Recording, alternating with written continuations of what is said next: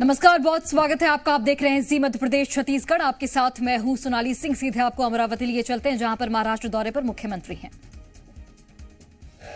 गोपाल कृष्ण भगवान की, प्रभु रामचंद्र महाराज की।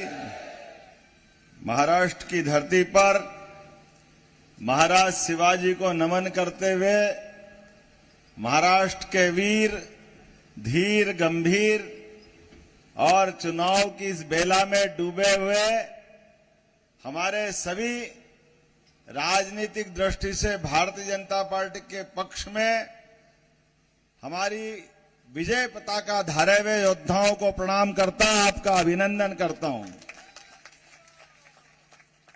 मैं आज के इस अवसर पर मंच पर विराजमान राज्यसभा के सांसद, जिला अध्यक्ष अनिल जी बोंडे, आपका भी अभिनंदन करता हूं, स्वागत करता हूं। और अचलपुर विधानसभा के प्रत्याशी प्रवीण जी, जोरदार अभिनंदन करो प्रवीण जी का भी। माननीय प्रमोद जी कोरडे, प्रमोद जी जोरदार अभिनंदन। प्रमोद जी भूल ही गए कि वो बैठे हमारे मस्ताने आदमी।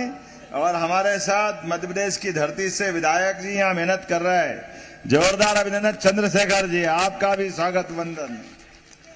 अशोक दादा बंसोड़ जी, कहां है अशोक दादा? जोरदार अभिनंदन करो।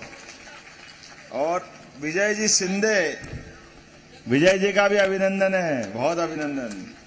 गजानन जी कोल्हे, आप ताली बजाते जाओ, मैं नाम बोलते जाता हूं। सुरेखा ताई ठाकरे, आपका भी स्वागत वंदन है। सुधीर जी रसे, अक्षरा ताई, कहां अक्षरा ताई? ताई आपको प्रणाम। पूरे मंच पे नाम तो बहुत सारे, एक बार जोरदार अभिनंदन पूरे मंच का और अपने आप का भी।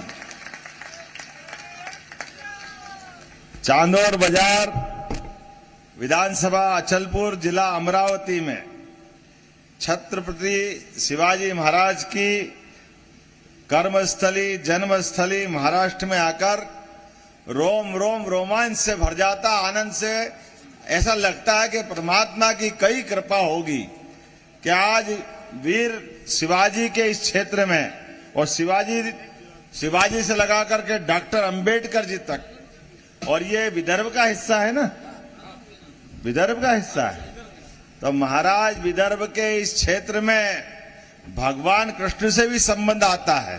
भगवान श्री कृष्ण की ससुराल भी है ये।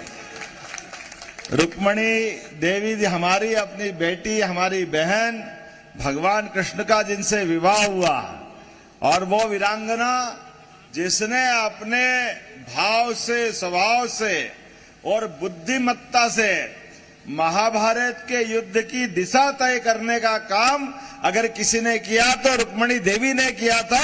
हमें इस बात का गर्व है। ये विदर्भ की और ये महाराष्ट्र की विशेषता है।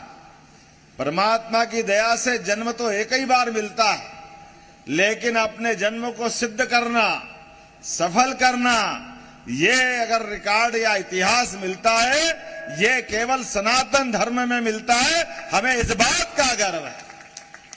ऐसा ही नहीं, भगवान राम और भगवान कृष्ण की जय बोलते हैं। भगवान राम और भगवान कृष्ण, दुनिया के किसी देश में चले जाओ और उस देश में जाकर के विदेश वाले आपसे परिचय पूछे और हम इतना कह दें कि हम राम और कृष्ण की धरती से आते हैं, वो अपने आप कहेगा ये हिंदुस्तान से आते हैं, उनको कोई बताने की जरूरत नहीं। कितना दुर्भाग्य की बात है मित्रों। आप बताओ, आजादी के बाद, आजादी के पहले हम गुलाम थे, हमारे भगवान के मंदिर तोड़े गए। 500 साल पहले आतताइयों ने भगवान राम, भगवान कृष्ण, जब जब जिनकी जरूरत लगी उनने अपने ढंग से शासन चलाते हुए हमारी भावनाओं पे कुठाराघात किया। लेकिन आजादी के बाद तो इस हालात से बदल सकते थे, लेकिन आजादी के बाद भी कांग्रेस और उनके साथ के चट्टे बट्टे लोगों ने हमारे देवस्थानों के ऊपर अपने भाव, स्वभाव और अपना विरुद्धार्थी भाव के कारण से हमारी संस्कृति की इज्जत नहीं की। वर्षों तक कोर्ट कचहरी करते रहिए। कांग्रेस के और इनके साथ वाले लोग कोर्ट में शपथ पत्र देते रहे। आप बताओ, भगवान राम, बताइए भगवान राम कहां पैदा हुए भाई साहब? आप बताओ कहां पैदा हुए? बहनें बताएगी कहां पैदा हुए? आप जरा जोर से बताओ कहां पैदा हुए? आपको मालूम, इनको मालूम, उनको मालूम, सबको मालूम कि अयोध्या में पैदा हुए। नहीं मालूम तो कांग्रेस और उनके साथ वालों को नहीं मालूम कि भगवान राम कहां पैदा हुए। अरे डूब मरना चाहिए। भगवान राम और कृष्ण की धरती पर आपने वर्षों तक प्रमाण छिपा करके झूठ बात कहते रहे। कहां के राम, किसके राम, कहां देखा, कोई प्रमाण नहीं। वो तो धन्यवाद है सुप्रीम कोर्ट का, जोरदार अभिनंदन करो न्यायपालिका का, जिनके कारण से आज अयोध्या में सरयू के किनारे भगवान रघुनंदन आज मुस्कुरा रहे हैं। हमें आनंद आ रहा है, पूरा देश झूम रहा है।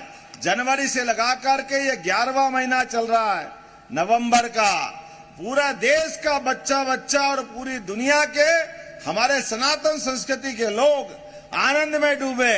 लेकिन मातम कौन मना रहे हैं?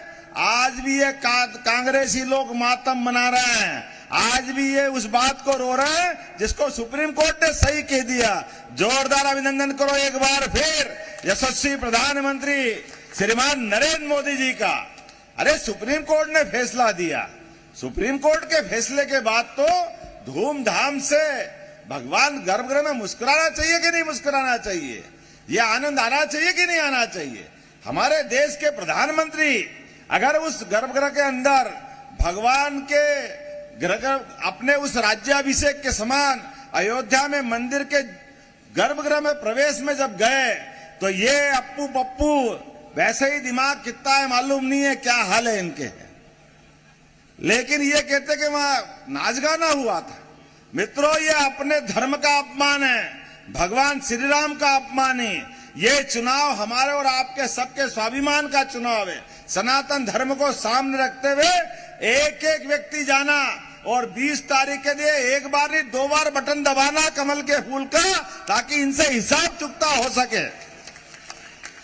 भगवान राम का अपमान करोगे इस देश के अंदर। जब सुप्रीम कोर्ट से निपट गया, सब दूर से फैसला हो गया। और हमको तो डबल इसलिए बोला मैंने कि अभी तो अयोध्या में राम मुस्कुराए हैं, मथुरा वाले बाकी है।